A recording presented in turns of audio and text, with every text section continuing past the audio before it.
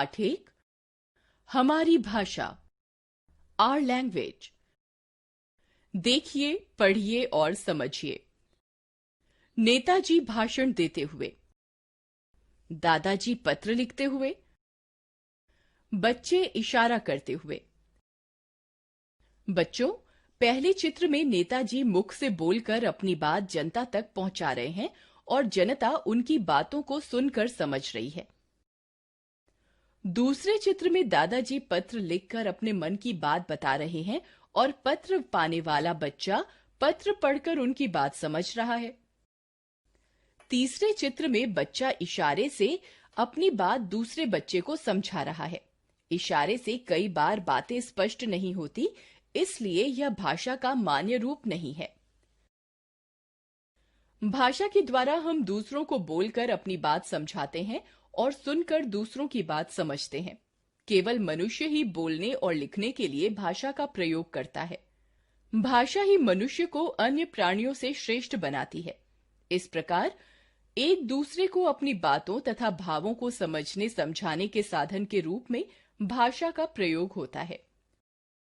मनुष्य के भावों और विचारों के आदान प्रदान के साधन को ही हम भाषा कहते हैं।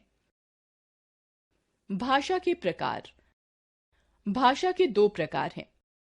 पहला मौखिक भाषा, दूसरा लिखित भाषा। मौखिक भाषा। जब हम अपनी बात बोलकर दूसरों को समझाते हैं तथा दूसरों की बात सुनकर समझते हैं तो इसे मौखिक भाषा कहते हैं। इसका प्रयोग हमारे दैनिक जीवन में सर्वाधिक होता है। जैसे क्रिकेट के खेल के विषय में दो मित्रों के बीच बातचीत हो रही है। वाह, आज का मैच शानदार रहा। हाँ, तुमने बहुत अच्छा खेला। लिखित भाषा। जब हम अपनी बात लिखकर दूसरों को समझाते हैं तथा दूसरों की बात पढ़कर समझते हैं तो इसे लिखित भाषा कहते हैं। लिखित भाषा व्याकरण के नियमों में बंधी होती है। जैसे मां पत्र लिख रही हैं और बेटा पत्र पढ़कर समझ रहा है। भाषा के विविध रूप। राजभाषा। भारतीय संविधान द्वारा हिंदी को भारत की राजभाषा अर्थात सरकारी कामकाज की भाषा घोषित किया गया है। 14 सितंबर 1949 को संविधान सभा ने हिंदी को भारत की राजभाषा के रूप में स्वीकार किया।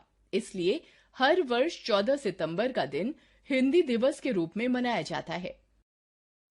राष्ट्रभाषा।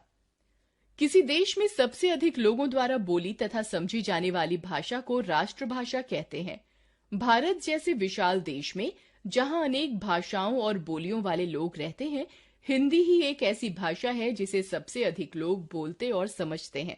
इसीलिए हिंदी को ही भारतवर्ष की राष्ट्रभाषा माना जाता है। बोली। भाषा के क्षेत्रीय रूप को बोली कहते हैं। यह सीमित क्षेत्र में बोली जाती है, अतः इसमें साहित्य की रचना नहीं होती। एक भाषा की अनेक बोलियां हो सकती हैं, जैसे भोजपुरी, हरियाणवी, राजस्थानी, गढ़वाली आदि। बोली विकसित होकर भाषा बन जाती है, जैसे मैथिली। भाषा लिखने की विधि को लिपि कहते हैं। अन्य भारतीय भाषाएं एवं उनकी लिपियां। भारत के अलग अलग क्षेत्रों में बहुत से लोग रहते हैं। सबकी अपनी अपनी भाषा है।